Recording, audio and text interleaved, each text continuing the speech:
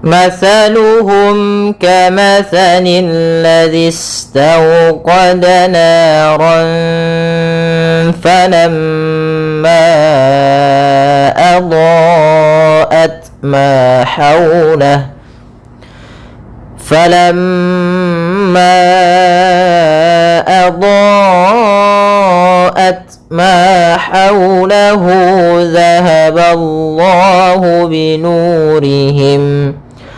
ذهب الله بنورهم وتركهم في ظلمات لا يبصرون.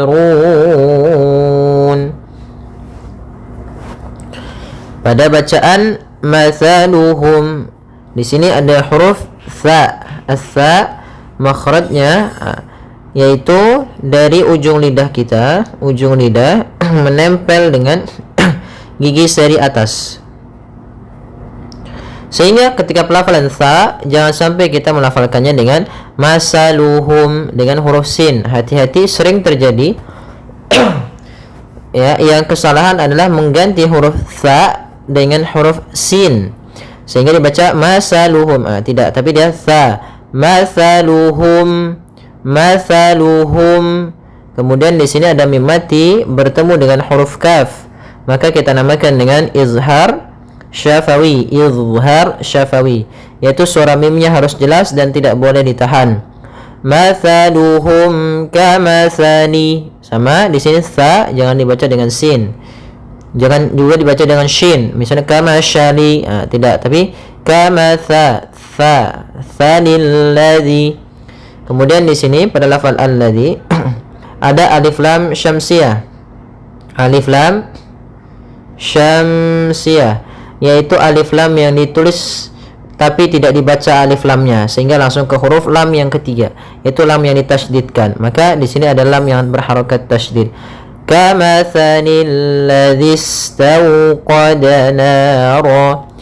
Kemudian pada lafaz this, ini pada dasarnya ya sukun ketika didahului fathah kasrah maka dia panjang.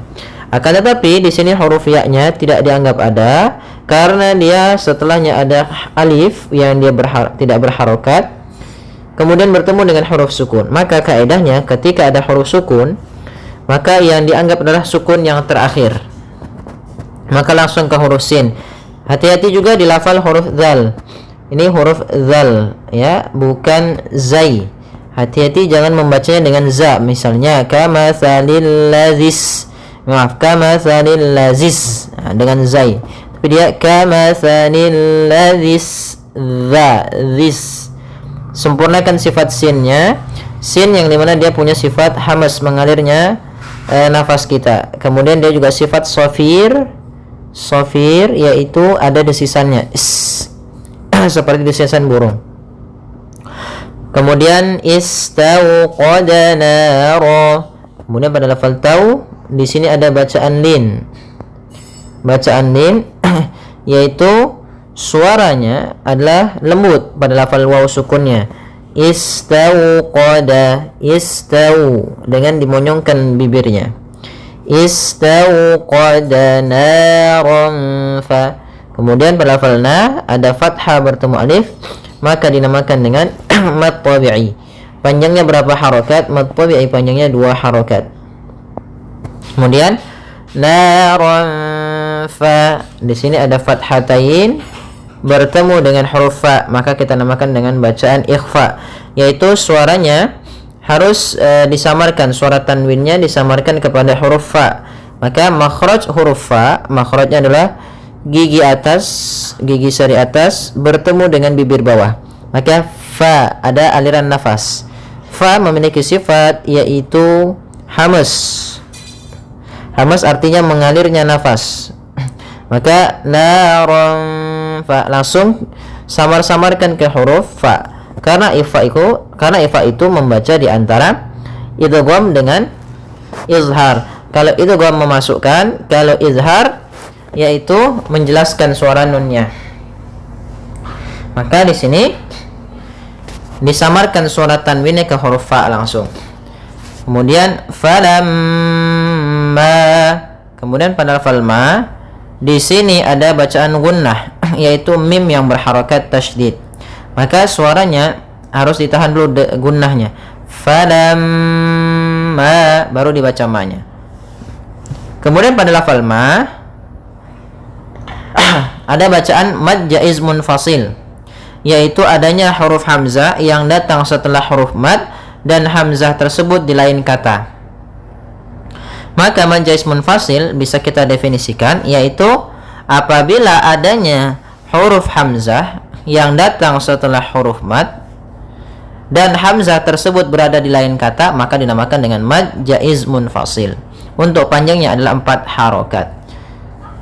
Kalau kita uraikan, mad artinya panjang, jaiz artinya boleh, munfasil artinya terpisah. Maka yang dimaksud dengan terpisah yaitu hamzahnya terpisah daripada huruf sebelumnya atau di lain kata. Panjangnya kita panjangkan 4 harokat. Maka cara membacanya yaitu falamma adha'at. Kemudian pada lafal dha, di sini ada hukum tajwid berupa mad wajib muttasil. Nah, apa bedanya ini dengan yang sebelumnya? Yaitu bedanya adalah di huruf hamzahnya. Kita lihat di huruf hamzah, hamzahnya berada dalam satu kata yaitu kata adha'at. Sehingga dinamakan dengan wajib karena ini memang wajib kita panjangkan sepanjang 4 harokat atau ada yang mengatakan 5 harokat.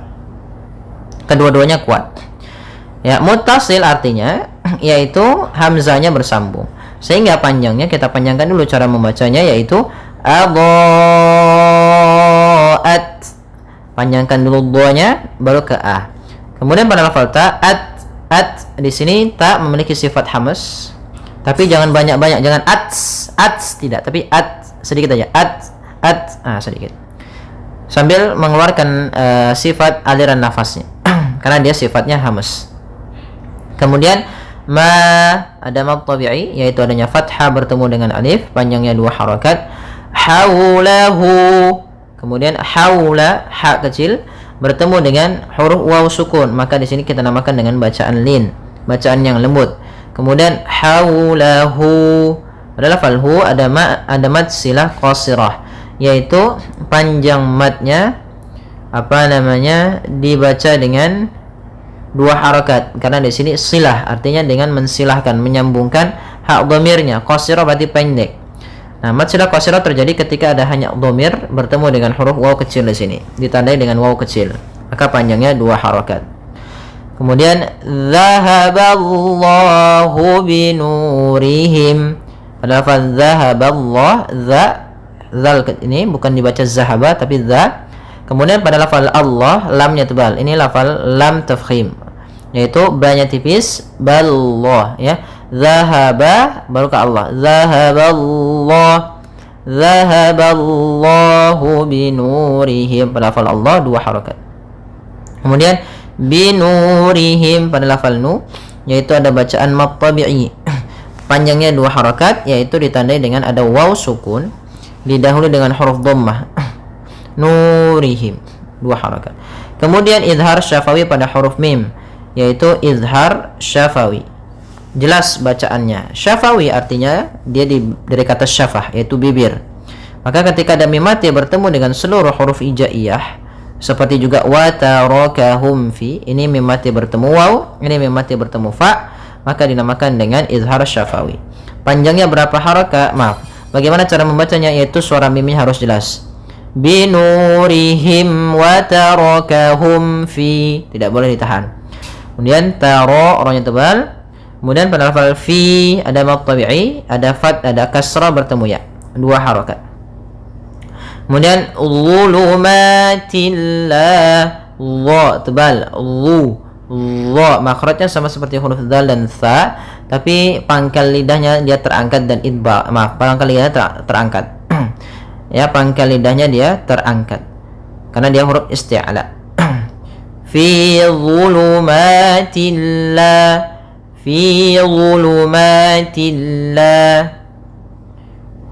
maka dia dan dia Allah juga termasuk huruf yaitu huruf idbaq ya, langit-langitnya melekat ke atas. Kemudian ma ada mad tabi'i yaitu fathah bertemu alif, panjangnya 2 harokat. Tilla ada tanwin bertemu lam, maka dinamakan dengan idgham bila gunnah.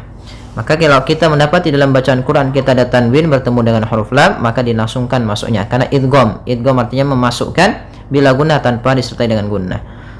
Kemudian pada lafal la ada mad tabi'i yaitu fathah bertemu alif.